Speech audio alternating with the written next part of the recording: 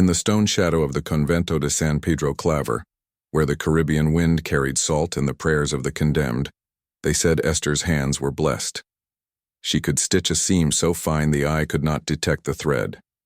She mended cassocks for priests who would not meet her gaze.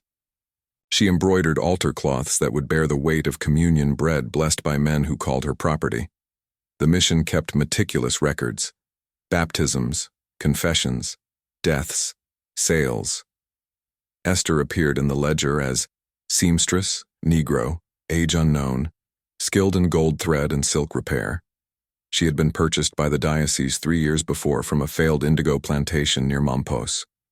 The bishop himself had selected her for the quality of her work: neat, invisible, appropriate for vestments that would touch holy flesh.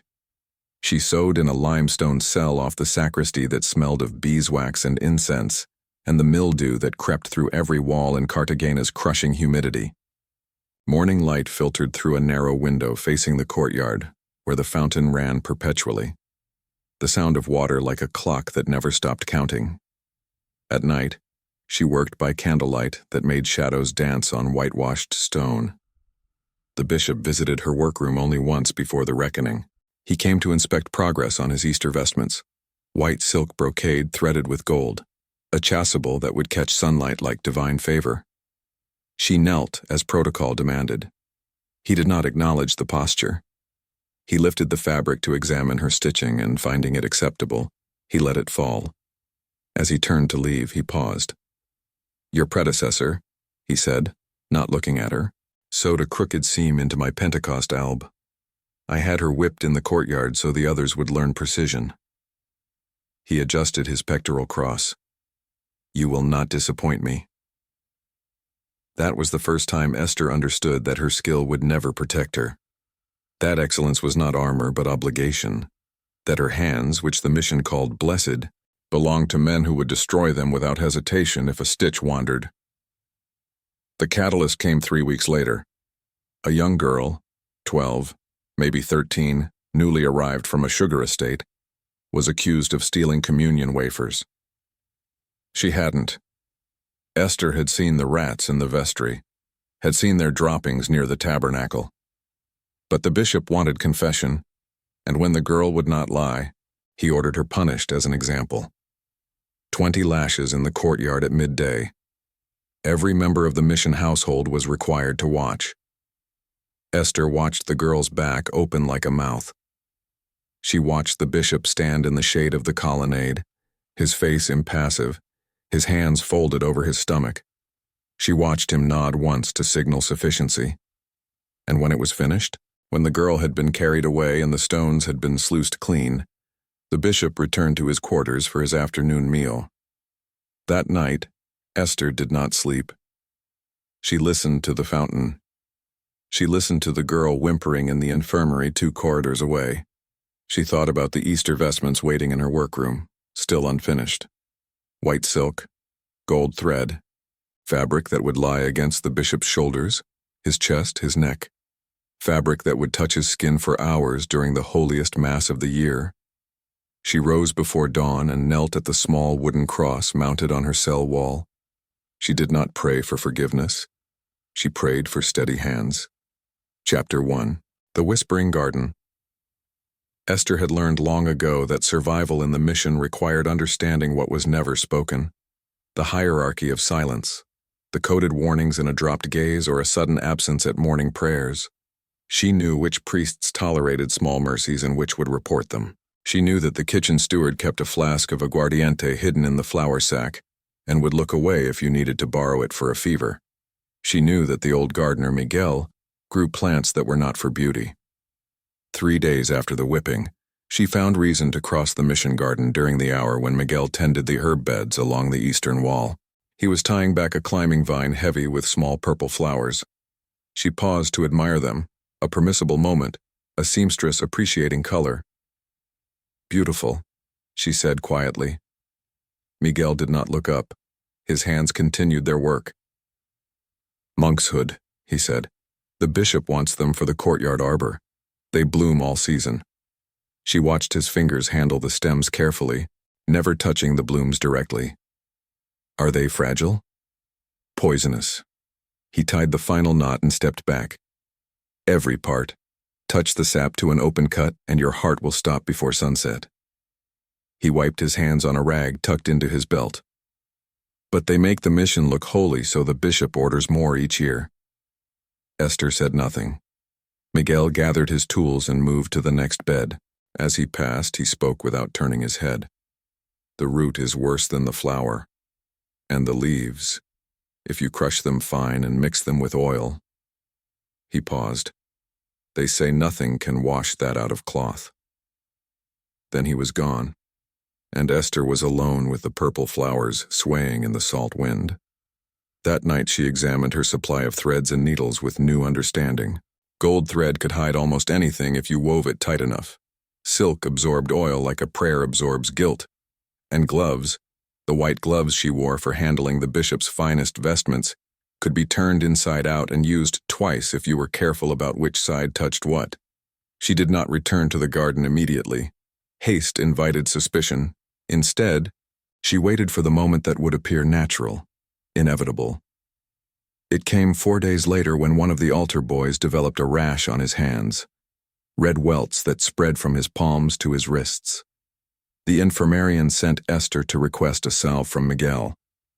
Everyone knew the gardener kept remedies for ailments the mission physicians dismissed. Miguel was pruning roses near the cistern. She delivered her request. He nodded and led her to the small shed where he kept his compounds. Inside, the air was thick with the smell of earth and crushed leaves. Clay pots lined wooden shelves. Bundles of dried plants hung from the ceiling like strange fruit. He selected a jar of yellowish ointment and handed it to her. As she took it, he gestured to a lower shelf where several small bottles sat in shadow. "The monk's hood tincture," he said conversationally. "I prepare it for killing rats in the grain stores. 1 drop in water. Very effective." He paused. "The bishop insists I keep it locked away, but," he shrugged, "locks rust in this climate." Esther thanked him for the salve and left. But she had seen what she needed to see. The bottle, its placement, the rust on the lock. That evening she worked on the Easter vestments by candlelight. The chasuble was nearly finished. Only the interior seams remained, the stitching that would lie directly against the bishop's skin, hidden by the outer brocade. She ran her fingers along the silk lining, testing its absorbency. By the time the bells rang for Compline, she had made her decision. Not the act itself, not yet. But the preparation, the understanding that her needlework, which the mission had weaponized into obligation, could be weaponized again. She blew out the candle. In the darkness, she heard the fountain in the courtyard, eternal and patient. The girl who had been whipped was recovering. Her back would scar. The bishop would forget her by Easter. But Esther would not forget, and neither would the white silk vestments waiting in her workroom. Empty sleeves spread across the table like a promise. Chapter 2. The Inventory of Small Things. The mission operated on routine: morning prayers at dawn, breakfast in the refectory, work assignments delivered by the prior's assistant, midday meal, afternoon labor, vespers, supper, compline, sleep. Each day identical to the one before, the sameness itself a form of control. But Esther had learned that within routine lay opportunity. Predictability made you invisible. She began to map the mission's rhythms with new attention. The gardener worked alone from dawn until the heat grew unbearable, usually 2 hours after first light. The sacristy was empty during afternoon prayers when the priests gathered in the chapel. The kitchen steward left his post each evening at sunset to take a meal to the bishop's quarters. These were not secrets. They were simply patterns no one thought to protect because no one imagined they mattered. The garden shed had a simple iron lock. Esther noticed it hung loose on Tuesdays when Miguel cleaned the tools and forgot to secure it properly. The following Tuesday, she brought scraps of thread to the cistern to rinse dye from silk, a task that justified her presence near the shed. Miguel was occupied with transplanting seedlings at the far end of the garden. She worked slowly, methodically, her hands in the water while her eyes tracked his movement. When he disappeared behind the fig trees, she counted to 30. Then she set down her basket and crossed to the shed. The door opened without resistance. Inside, the bottles stood exactly where she had seen them. The monk's hood tincture was amber-colored, thick as honey. She had brought a small vial tucked into her sleeve. Blown glass, no larger than her thumb, stopped with a cork. She worked quickly, hand steady, pouring without spillage. The bottle returned to its shelf showed no visible difference. She corked the vial and slipped it back into her sleeve. By the time Miguel returned, she was bent over her basin again, rinsing thread. He nodded to her in passing. She nodded back. That evening, she hid the vial in her workroom, wedged between the limestone blocks of the wall where the mortar had crumbled. It disappeared into the gap like a secret the stone had been waiting to keep. But poison alone was not enough. She needed a method that would be invisible, that would leave no trace for investigation. The bishop's vestments were inspected by the prior before each holy day, a requirement meant to ensure they met the standards of display. Any obvious stain or damage would be noticed immediately. The answer came from her craft itself. Oil-based paints used for decorating manuscript borders could be mixed with other substances. The mission employed a young friar, barely 20, who illuminated psalters in the scriptorium. Esther had repaired his habit twice, once after he spilled vermilion ink across the sleeve, once after candle wax had hardened into the hem. He was careless and grateful and lonely. She found him in the scriptorium 3 days later, hunched over a vellum page, his brush trembling with concentration. She knocked softly. He looked up, startled. "Your habit," she said. "The one I mended last month. Did the stain wash clean?" He smiled. "Perfectly. I never would have guessed it had been damaged." She stepped closer, admiring his work. Gold leaf and blue pigment, saints rendered in miniature. "Do you mix your own colors?" "Some." He gestured to a row of small pots. "The gold comes from the prior, but the oils and binders I prepare myself. Linseed mostly. Sometimes walnut oil for finer details." Esther examined the pots with appropriate interest. "I've been asked to repair an old chasuble," she said carefully. "There's a stain on the lining. Oil, I think. I was hoping you might suggest something to help set a patch so it doesn't show."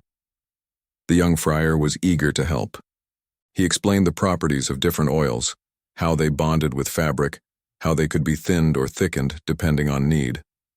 Walnut oil, he said, absorbed deeply and dried invisible if applied thin enough. Linseed took longer, but was more permanent. Before she left, he gave her a small dish of walnut oil as a gift. "For your repair work," he said. "I have plenty."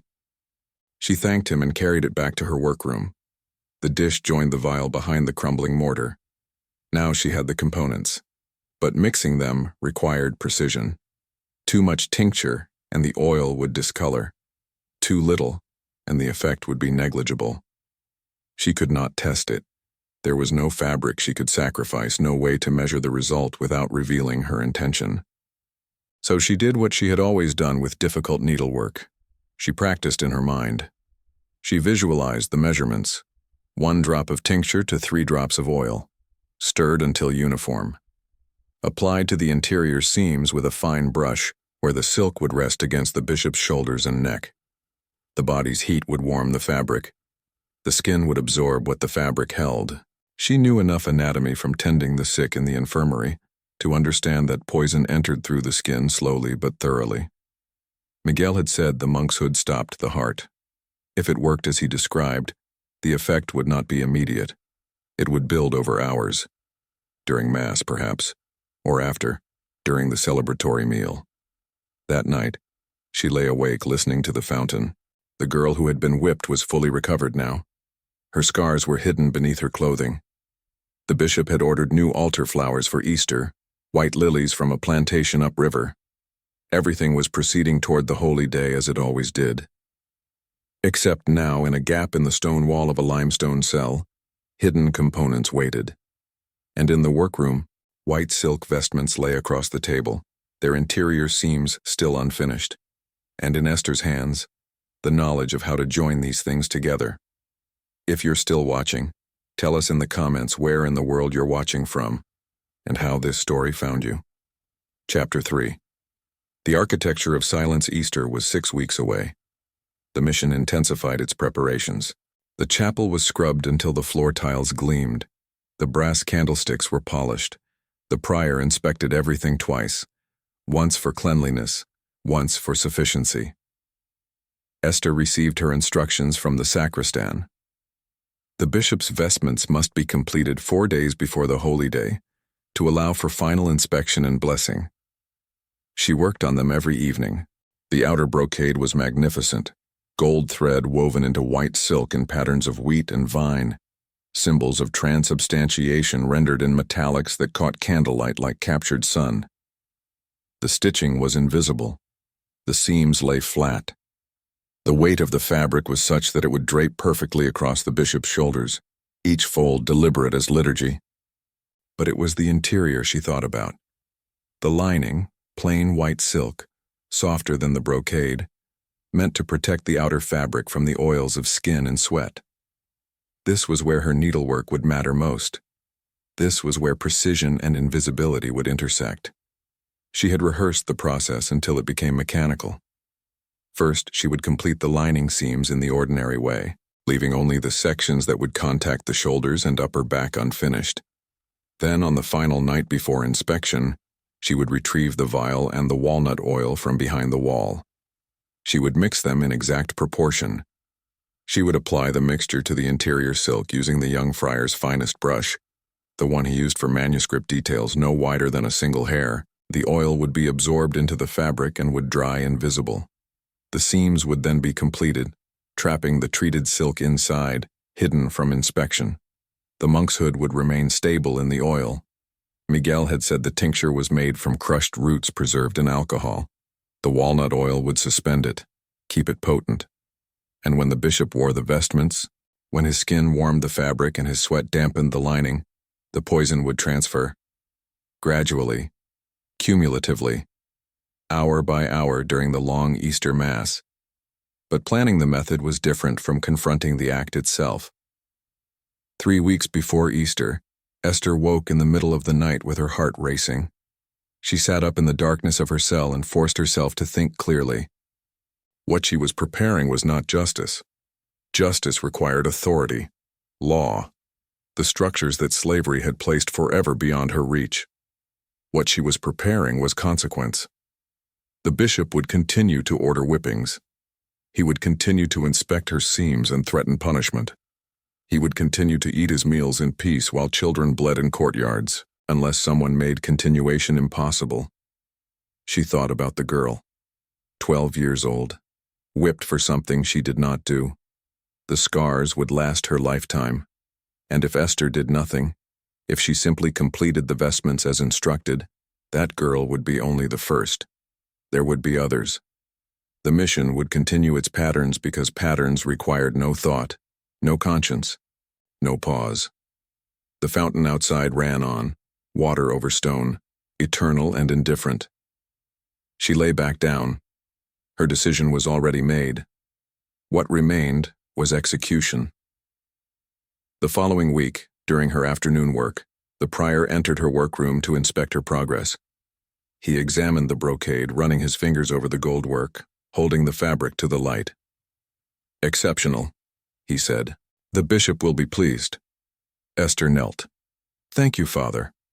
"The lining?" "Nearly complete. Another week." He nodded. "See that you finish on schedule. The bishop has been in poor health lately. Exhaustion, the physician says. We must ensure everything is perfect for Easter. He needs the occasion to restore his strength."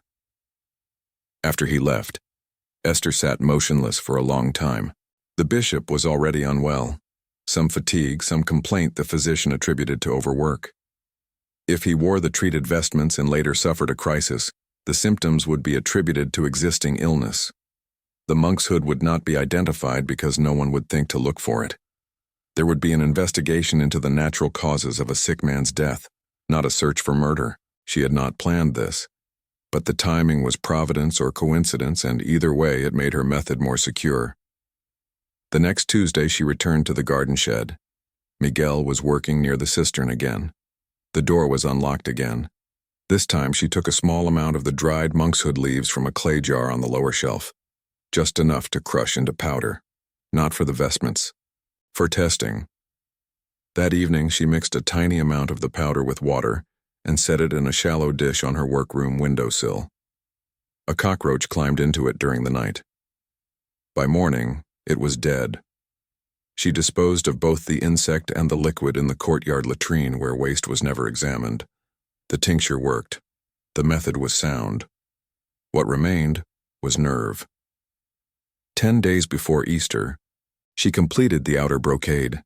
The vestments were spread across her work table like a promise of sanctity, white and gold, unblemished, waiting only for the interior lining to be finished and the seams closed forever. She retrieved the vial and the oil from behind the wall. She set them on the table beside the vestments. The candlelight made the amber tincture glow like something precious. She uncorked the vial and tilted it carefully. One drop into the dish of walnut oil, then another, then a third. She stirred with a clean needle until the mixture was uniform. The brush was so fine it held only enough liquid for a single stroke. She would need to reload it multiple times to cover the necessary area. She began with the left shoulder seam, painting the silk in careful lines that disappeared as the oil absorbed. The fabric showed no discoloration, no odor, nothing that would suggest anything but ordinary lining. She worked methodically. Left shoulder, right shoulder, upper back where the fabric would rest against the bishop's spine, each stroke precise, each application invisible. When the mixture was exhausted, she set down the brush and examined her work.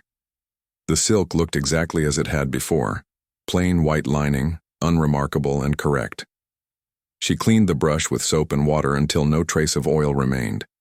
She returned the empty vial to the wall gap and sealed it with a small stone. She washed her hands 3 times, scrubbing until her skin burned. Then she completed the interior seams, stitching the treated lining into place with the same invisible precision that had made her valuable to the mission. By the time she finished, the vestments were whole, perfect, ready for inspection. She folded them carefully and placed them in the wooden chest where the prior would collect them the next morning. Then she knelt at the cross mounted on her wall. She did not pray for forgiveness or success. She prayed for the girl who had been whipped, for the memory of the seamstress who had been beaten before her, for all the bodies that had been punished in courtyards while bishops watched from shade. When she finally slept, the fountain was still running, water over stone, bearing witness to nothing and everything at once. Chapter 4. The Blessing of Holy Things. The prior collected the vestments 3 days before Easter as scheduled. He examined them in her workroom first, holding the chasuble to the morning light streaming through the window. He tested the seams. He inspected the goldwork. He turned the vestments inside out to examine the lining for any imperfection that might suggest careless work or disrespect. Esther stood with her hands folded, eyes lowered, while he conducted his review. Her heart was steady. Her breathing was controlled. She had checked the interior silk a dozen times that morning. There was no visible trace of the treatment. The walnut oil had dried completely. The fabric looked and felt exactly as untreated lining should. Acceptable, the prior said finally. He folded the vestments with care and placed them in the wooden chest he had brought. The bishop will be pleased. You have done well. After he left, Esther returned to her routine. She mended a torn altar cloth. She hemmed a novice's robe. She worked with the same steady precision she had always brought to her craft. Nothing about her behavior suggested anything but ordinary compliance. That afternoon, the vestments were taken to the bishop's private chapel for blessing. This was tradition. All liturgical garments used during high holy days were blessed by the bishop himself before they could touch an altar. The ceremony was brief and witnessed only by the prior and the sacristan. Afterward, the vestments were stored in the sacristy cabinet under lock until Easter morning. Esther learned these details from the kitchen steward, who learned them from the sacristan's assistant, who had been present during the blessing. Information moved through the mission in predictable channels. The vestments had been approved. They were beautiful. The bishop had smiled when he saw them. 3 days. That was all that remained. The mission continued its Easter preparations. The kitchen began preparing the feast. Roasted lamb, rice with saffron, sweetbreads made with honey and almonds. The chapel was decorated with the white lilies that had arrived from upriver, their perfume so heavy it made the air thick. The brass candlesticks were polished again. The floor tiles were scrubbed again. Everything was being made ready for the resurrection. Esther worked through these days in a state of careful calm. She knew that once the vestments were worn, there would be no reversing her action. The poison would do its work regardless of second thoughts or regret. The bishop would put on the chasuble Easter morning. He would wear it throughout the Mass, 2 hours, perhaps longer if he gave an extended homily. The treated lining would warm against his skin. His sweat would activate the absorption.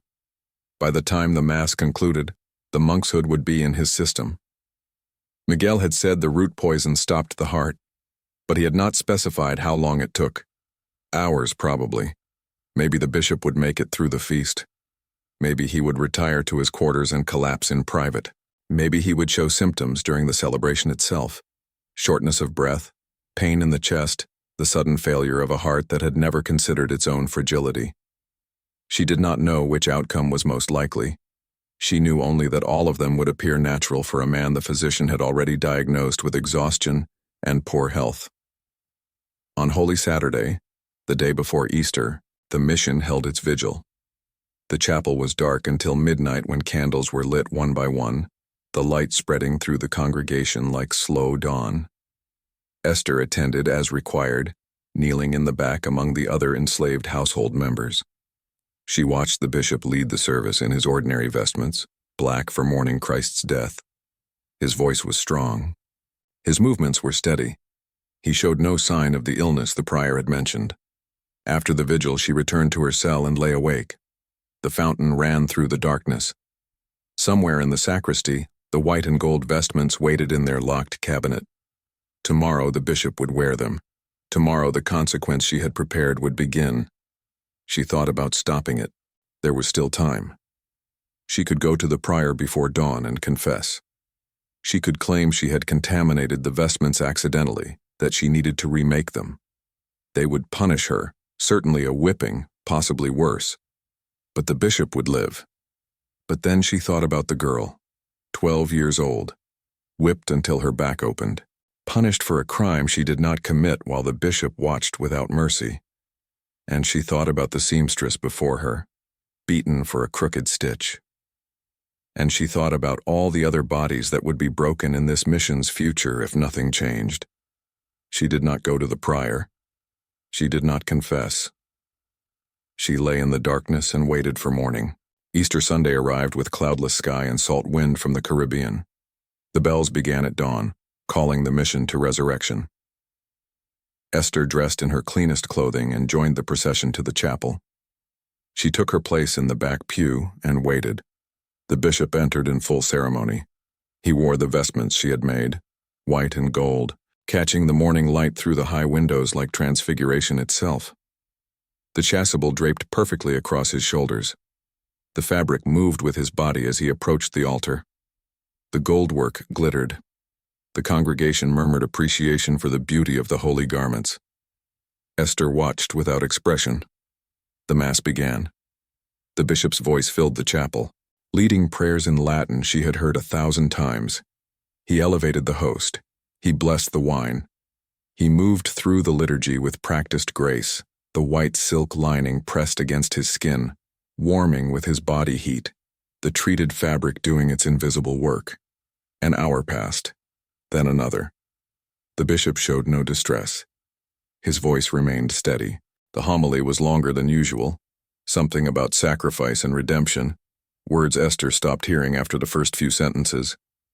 She watched his face instead, watched for the first sign that something was wrong.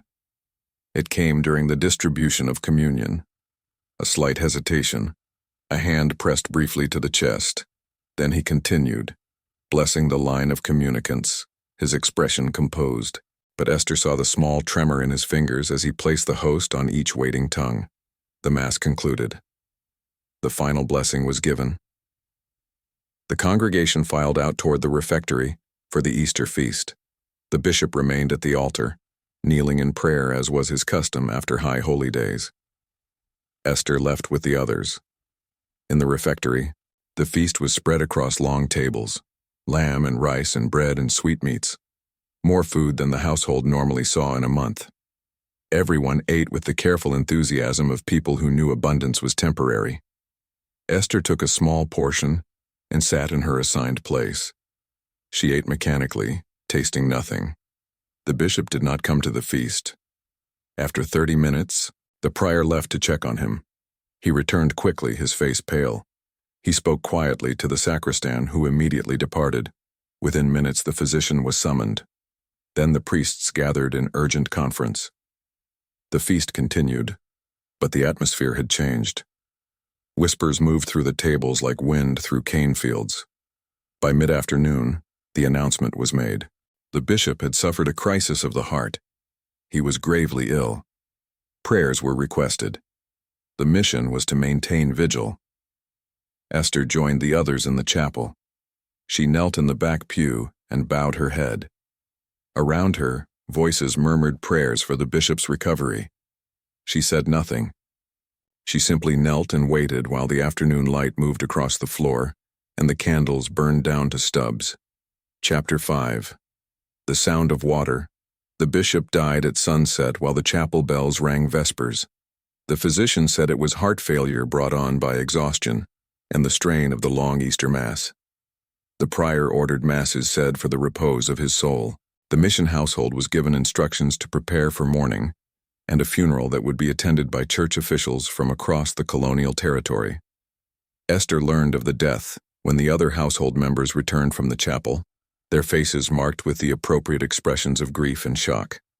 She was in her workroom, mending a torn cassock that would now become part of someone else's mourning clothes. When the news reached her, she set down her needle and stared at the limestone wall. She had known it would happen. She had prepared for it. She had made the choice deliberately and carried it through to completion. But knowing and experiencing were different countries. The bishop was dead. She had killed him. No matter how she arranged the justification, defense of the helpless, prevention of future cruelty, consequence for unpunished violence, the fact remained. She had taken a life using skill and opportunity and the invisibility that servitude had granted her. She returned to her mending. Her hands were steady. Whatever turmoil existed in her thoughts did not reach her fingers. The next days were consumed with funeral preparations. The bishop's body was dressed in ceremonial robes and laid in state in the chapel. Officials arrived from Cartagena and Santa Marta. Letters were dispatched to Spain. The prior oversaw everything with meticulous attention, ensuring no detail of protocol was neglected.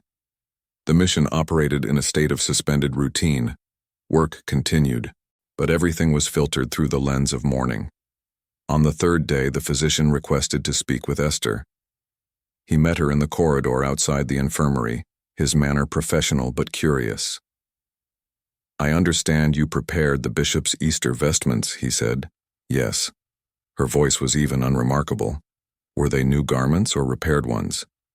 "Newly made. The prior commissioned them in January." The physician nodded. "Did you notice anything unusual about the fabrics? Any discoloration or odor?" "No. The silk came from the usual supplier in Cartagena. The gold thread from Spain.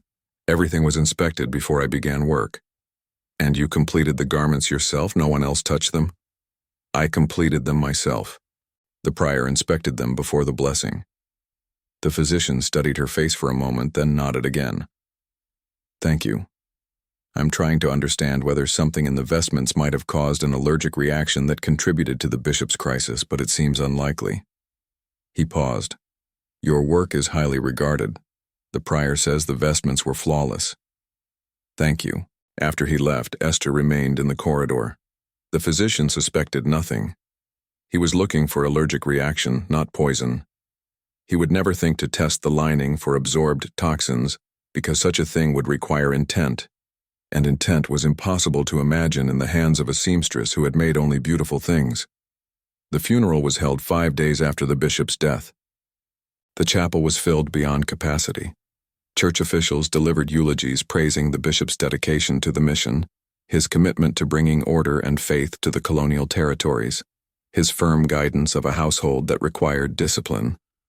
Esther listened from the back, her expression neutral. The word discipline hung in the incense-thick air like an accusation that no one recognized. After the funeral, the bishop's body was interred in the mission cemetery beneath a marble stone that would be carved with his name and titles. The officials departed. The mission slowly returned to its ordinary rhythms. A new bishop would be appointed, but that would take months. In the meantime, the prior assumed administrative control. One of his first acts was to review the mission's records. He spent long hours in the accounting room, examining ledgers and inventories. On the second week after the funeral, he summoned Esther to his office. She entered and knelt as protocol demanded. He gestured for her to stand. "I've been reviewing household expenses," he said, "including payments to suppliers and craftspeople. Your work for the mission has been exemplary. The late bishop specifically noted your skill in his correspondence with the diocese. Thank you, Father. I want you to continue in your position. However," he paused, selecting his words carefully. "The late bishop maintained very strict standards, some would say excessively strict. I intend to review certain disciplinary practices. The whipping of the young girl, for instance. That was disproportionate." Esther said nothing. The prior seemed to be waiting for a response, but she had learned long ago that silence was safer than speech. He continued, "I'm implementing new protocols. Punishments will require my direct approval, and I'm consulting with the infirmarian about alternatives to physical discipline for minor infractions." He studied her face. "You knew the girl who was whipped, didn't you? You work in the same household." "Yes, Father. She's recovered well, no infection. But the scars." He trailed off. "I should have intervened. The bishop's authority made that difficult, but I should have tried." He straightened the papers on his desk. "That's all. You may return to your work." Esther knelt again, then left. In the corridor, she stood for a moment in the filtered sunlight from the high windows. The prior was reviewing disciplinary practices. The girl would not be whipped again. Future children would not suffer the same fate. Not because the system had changed, but because one man had died and another had taken his place. It was not justice, but it was consequence. That evening she returned to her cell and knelt at the small wooden cross. She prayed for the girl's continued healing. She prayed for the seamstress who had been beaten before her. She prayed for all the bodies that bore scars from the mission's discipline. Then she prayed for the bishop's soul, because even now, even knowing what she had done and why, she could not entirely separate her faith from her actions. When she finished, she sat by the narrow window and looked out at the courtyard. The fountain ran perpetually, water over stone, the sound that had witnessed everything, the whipping, her sleepless nights, the preparation of poison, the Easter Mass, the death. The fountain did not judge. It simply continued, marking time in the only way available to it. Miguel the gardener was working in the evening cool, tending the herb beds. The monkshood was blooming again, purple flowers climbing the courtyard arbor exactly as the bishop had ordered. The plants would outlive him. They would bloom every season, beautiful and poisonous, until someone decided to plant something else. Esther watched the old man work. He had given her the knowledge she needed through careful words and unlocked doors. Whether he had done so intentionally or simply through the carelessness of routine, she would never know, and she would never ask. Some questions existed only to create danger. The bells rang for Compline. She rose from the window and prepared for evening prayers. Tomorrow she would return to her workroom and begin mending altar cloths again. The mission would continue. Her hands would continue to make beautiful things. And somewhere in the sacristy cabinet, the white and gold vestments remained folded and stored, waiting for a new bishop who would never wear them because tradition dictated that a bishop's ceremonial garments were buried with him or donated to another church far away. The poison had done its work. The evidence had been interred. What remained was only memory and the quiet satisfaction of knowing that the balance, however briefly, had shifted. If this story kept you holding your breath, hit like, It helps us bring more forgotten histories back to life.